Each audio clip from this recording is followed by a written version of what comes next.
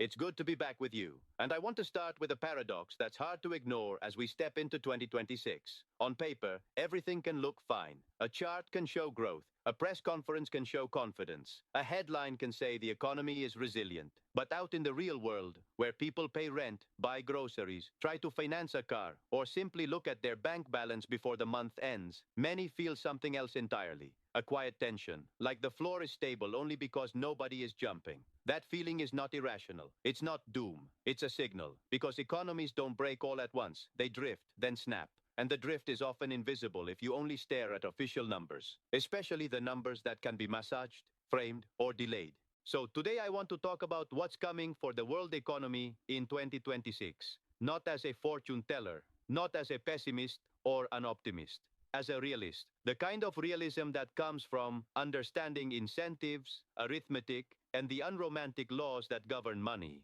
And yes, Milton Friedman warned about the kind of trap we're in, not because he predicted a specific year on a calendar, but because he understood the mechanism. He understood that when you treat money like a solution to every problem, it eventually becomes the biggest problem you have. He understood that inflation is not a mysterious curse, it's a policy outcome. He understood that once governments and central banks learn they can postpone pain by printing or borrowing, they will keep postponing until postponement becomes impossible. If you stay with me through this analysis, I'm going to give you one central truth near the end that ties everything together. It's the kind of truth politicians hate, not because it's complicated, but because it's simple. And when people understand it, they demand different rules. To understand 2026, you have to understand a word that almost no one in power wants you to think about: lag. Economic policy doesn't hit the real world instantly. It moves like weather. You can't turn a wheel and make the storm stop. There's a delay, long and variable, between a decision made in a central bank meeting and the effect you feel at the grocery store, between a fiscal package and the rent increase, between raising interest rates and the layoffs, between printing money and the resaca, the hangover, that shows up later.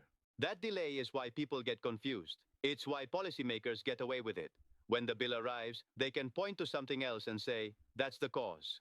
A war, a corporation, a shipping problem, a climate event, a political opponent, anything but the real mechanism. But the mechanism is stubborn, and 2026 is shaped by seeds planted in the years just before it. The spending decisions, the debt expansions, the monetary experiments, the belief that you can override reality with communication strategy. So here's the central idea. 2026 will be a year where arithmetic starts winning again. Not completely, not cleanly, but noticeably. A year where the gap between what leaders promise and what the system can deliver becomes too wide to hide. And that gap will show up through three pressures that collide with each other instead of arriving separately. The first pressure is inflation's second act, combined with the trap of sovereign debt. The second pressure is stagnating productivity, combined with the illusion of employment. The third pressure is the push toward financial control, combined with a war on cash and privacy. And when these three pressures converge, the world economy doesn't just slow down, it changes its behavior.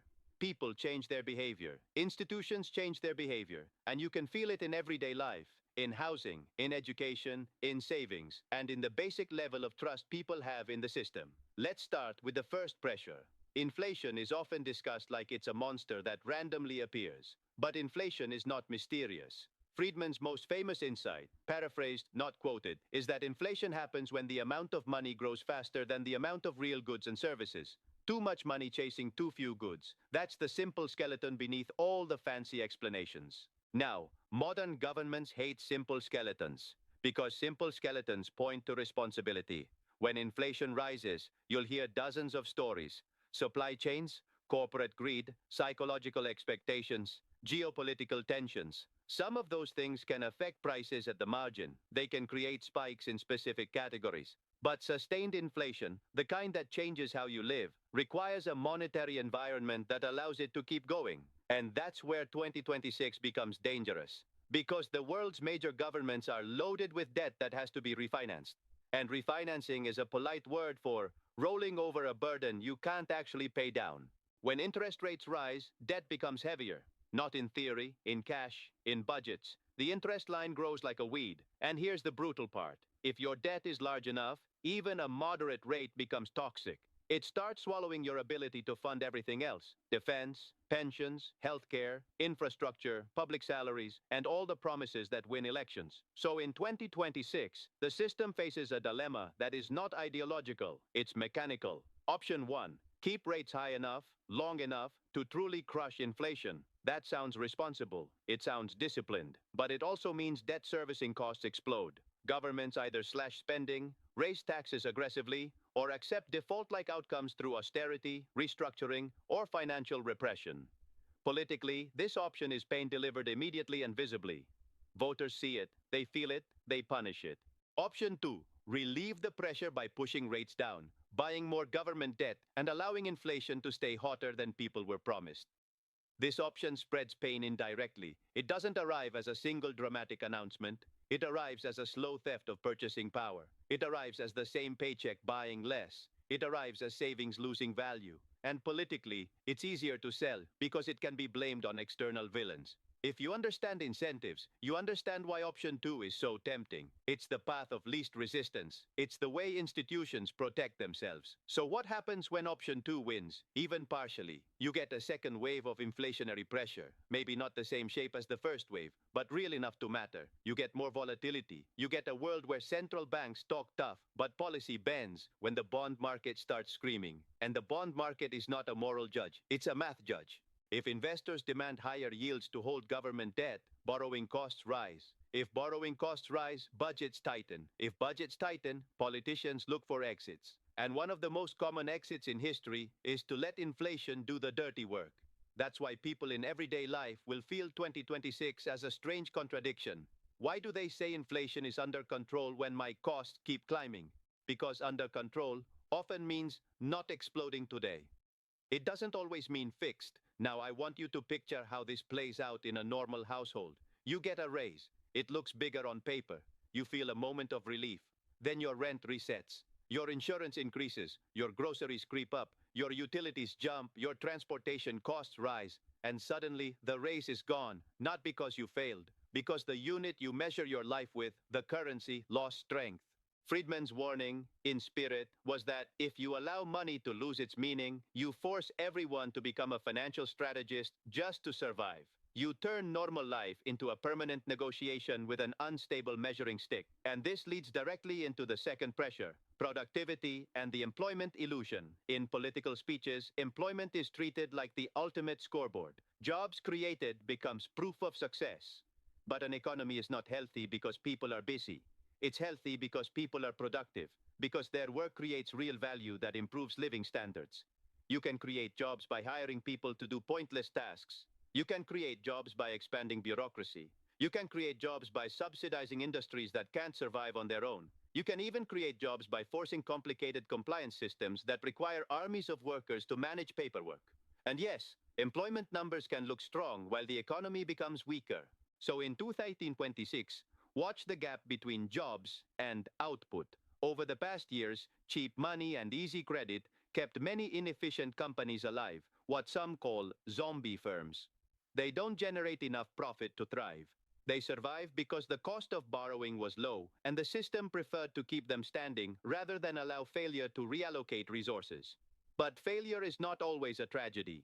In a market system, failure is also a cleansing mechanism. It moves labor and capital away from waste and toward productivity. When you block that mechanism too long, you create a fragile economy, many people employed, but too much effort trapped in low-value activities. As 2026 progresses, if financing conditions remain tight in parts of the system, especially for weaker firms, you can see a wave of restructuring.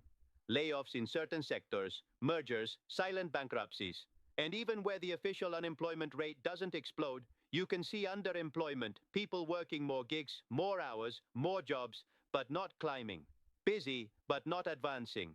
And this is where the word stagflation comes back with teeth. Stagflation is the nightmare combination: slow or stagnant growth with persistent inflation. It's the feeling of pushing a car uphill while someone is secretly draining your fuel tank. You're working harder and moving less.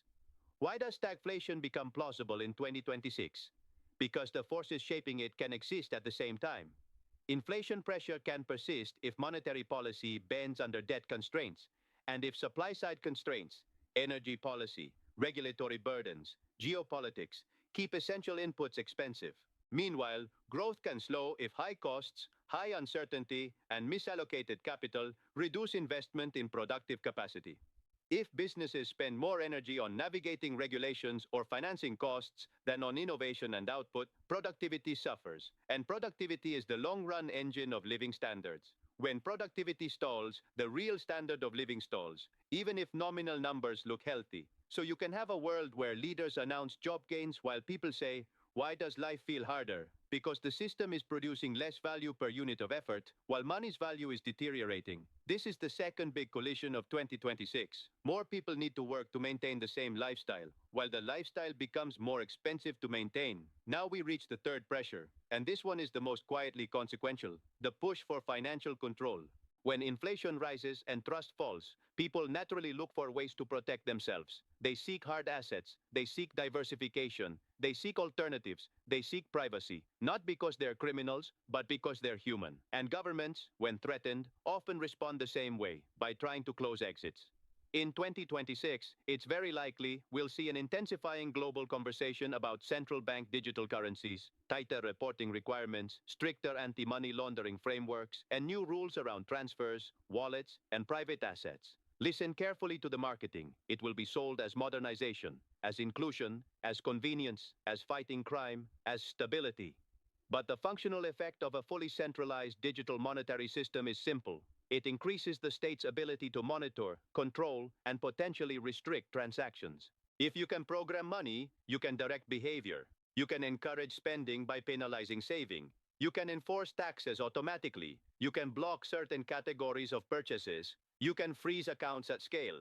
You can create a world where financial autonomy becomes conditional. Now let me be careful. Different countries will implement different systems. Some will move faster, some will resist, some will blend private and public rails. The point is not that every place becomes a dystopia overnight.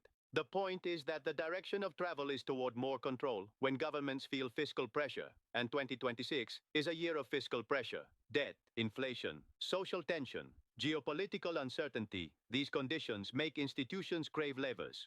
When leaders can't easily deliver prosperity, they often try to deliver management. So the third pressure of 2026 is a push to make the financial system more legible to power, less anonymous, less flexible, less escapable. And this matters because financial privacy is not only about hiding wrongdoing, it's about preserving personal agency. It's about being able to save, plan, help family, and make choices without a constant surveillance layer.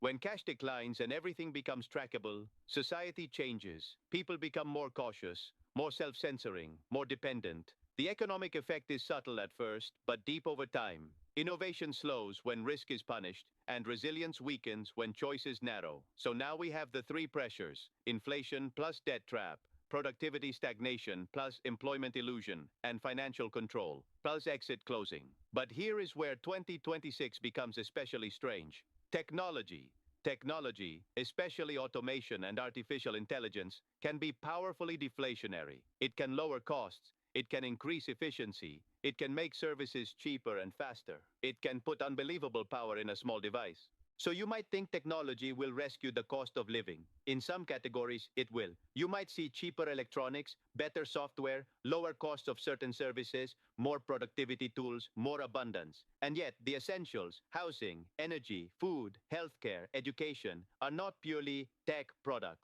They are systems, they are regulated, they are politically shaped, they are land constrained, they are policy sensitive. So in 2026, you can see a world where phones get cheaper while rent gets more expensive, where AI tools improve while grocery bills stay painful, where the digital layer of life becomes more abundant, while the physical layer becomes more constrained. And that contrast can create social tension, because people will feel something like this: we're supposed to be advancing. Why does it feel like we're falling behind? The answer is that technology can reduce costs where markets are allowed to work freely and scale efficiently. But where the system is constrained by regulation, by monetary distortion, by political incentives, costs can rise even as innovation advances. This is a key point to understand. Inflation and stagnation are not merely economic forces. They are governance outcomes. Now, let's talk about a policy response that often appears when leaders face this kind of pressure: price controls. Whenever inflation becomes politically painful, the temptation is to outlaw the pain instead of fixing the cause, to cap prices, to declare fair pricing by decree, to punish speculators, to freeze wages or rents, to control a symptom. But historically, price controls don't eliminate scarcity, they create it. They don't create affordability, they create shortages. They don't make production easier, they make production unprofitable. If you force prices below the true cost of production, producers reduce supply, shelves empty, quality declines, black markets rise, corruption rises, and then the state responds with more controls, more enforcement, more punishment, deepening the cycle. So in 2026, if inflation spikes again or remains stubborn, watch for the rebranding of controls. Not always called controls. It might be called stability policy, anti-gouging, emergency caps, fair pricing, temporary measures. Temporary measures have a habit of becoming permanent. Now you might be thinking, okay, but how does all of this land on my life? Let's bring it down from the macro sky into the street level reality. First, housing. Housing in many places has already become a generational dividing line. Not just expensive, structurally difficult, and 2026 could intensify the dysfunction. Here's the collision. If interest rates remain meaningfully above the ultra-low era, mortgages stay expensive. That reduces affordability for new buyers. At the same time, existing homeowners who locked in low rates don't want to sell, because selling means giving up a cheap mortgage and taking on an expensive one. So inventory dries up.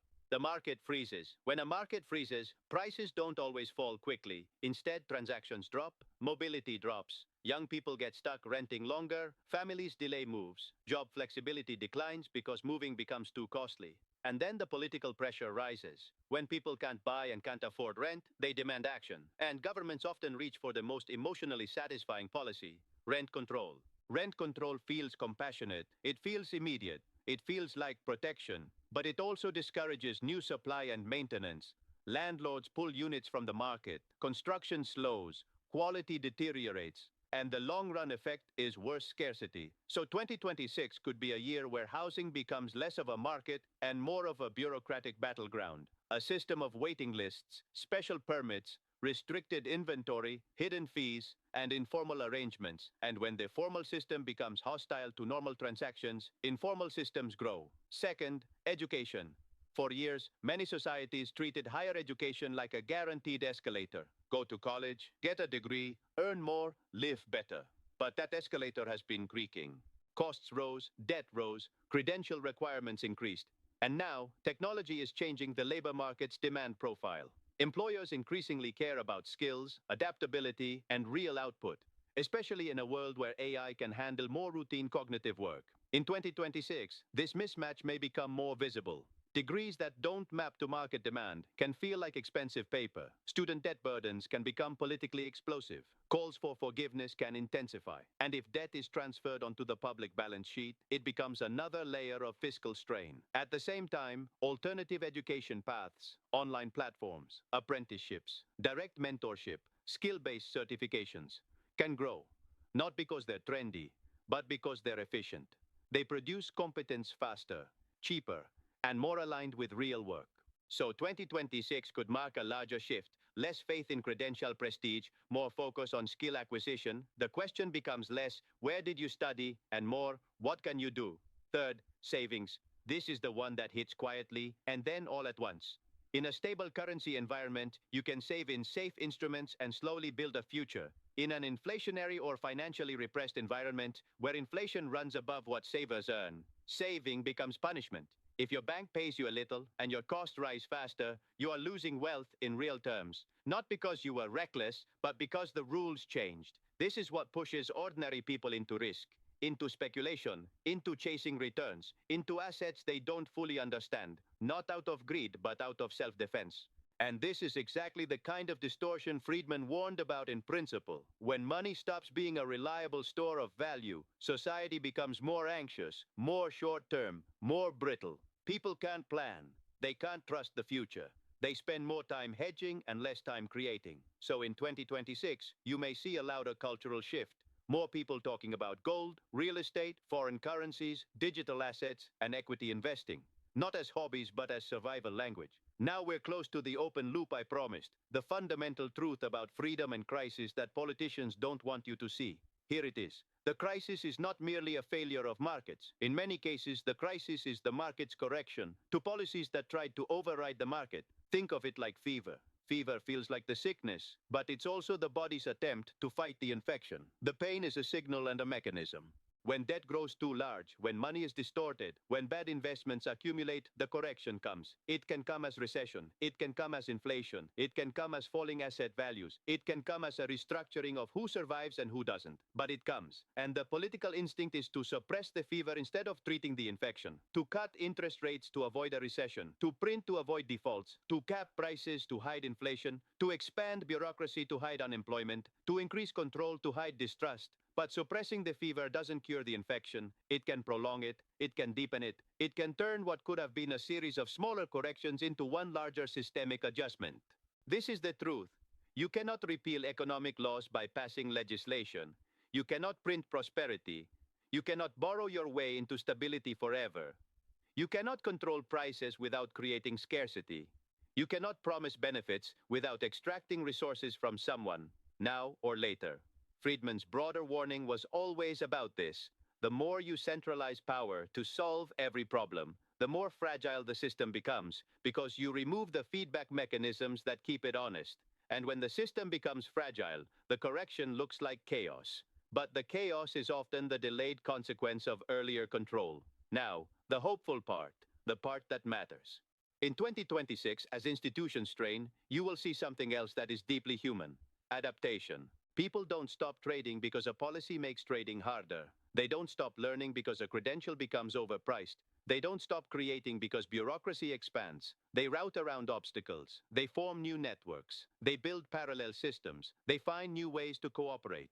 Some of that will be informal. Some will be legal innovations. Some will be community-based resilience. Some will be new business models. Some will be decentralized technologies. The point is, human action does not disappear. It relocates. And that's why attempts at total control always fail in the long run. Because you can regulate behavior, but you can't erase incentives. You can punish transactions, but you can't erase the human need to exchange value. So what should you do with this? Not panic, not nihilism, not obsession. Use it as a framework, because 2026 is not just a macroeconomic story. It's a personal strategy year. First, practice intellectual independence. Don't consume official narratives like they're neutral. Listen for incentives. Ask, who benefits from me believing this? Who gains power if I accept this story? Learn basic monetary logic. Teach it. The best defense against propaganda is clarity. Second, reduce vulnerability. In practical life, vulnerability often means fragile finances, excess debt, no buffer, one income stream, no adaptable skills. The goal isn't to become paranoid, it's to become resilient. In an unstable environment, resilience is freedom.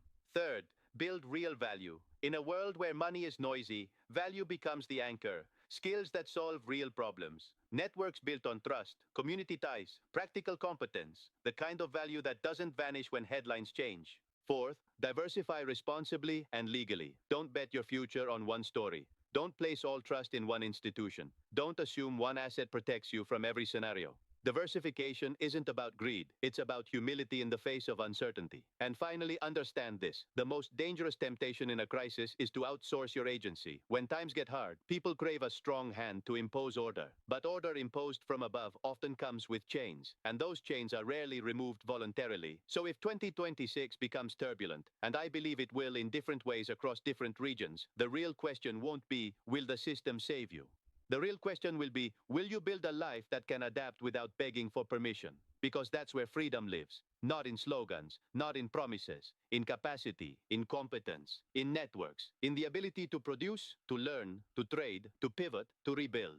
That is the economic core of liberty, and that is why leaders who rely on control dislike economically literate citizens. An economically literate person sees the trick, they see the lag, they see the incentives, they see the trade-offs, they see the bill before it arrives. So yes, Milton Friedman warned about this world in the language of principles, that monetary irresponsibility would erode trust, that inflation would punish the vulnerable, that big promises financed by hidden taxation would fracture society, and that the expansion of government solutions would often create the very conditions it claims to fix. 2026 is where those principles feel less like academic debate and more like daily life. And yet, even in that, there is a kind of strength. because reality, no matter how delayed, does return. And when reality returns, it resets incentives. It exposes weakness. It rewards adaptation. It forces honesty. So don't fear the adjustment more than you fear the illusion. If you demand that the world stay comfortable through manipulation, you end up with deeper pain later. But if you accept that corrections are part of economic health, you can position yourself not as a victim of turbulence, but as someone who can move inside it. In 2026, the world economy may feel like a machine that's rattling. Debt will pressure policy. Policy will pressure currency. Currency will pressure living costs. Living costs will pressure politics. Politics will pressure control. And control will pressure trust. That is the loop. But there is another loop too. People will learn, adapt, build, and cooperate. And that loop, quietly, can be stronger than any central plan. So keep your eyes open, keep your thinking clean, keep your life resilient, keep your skills sharp, keep your community close. Because the best prediction is not just what will happen to the economy. The best prediction is what will happen to people who decide to become harder to break. And that's the final message I want to leave you with as 2026 unfolds. Let reality be your teacher, not your enemy. Let responsibility be your power, not your burden. Let freedom be your compass, not your reward. Thank you very much.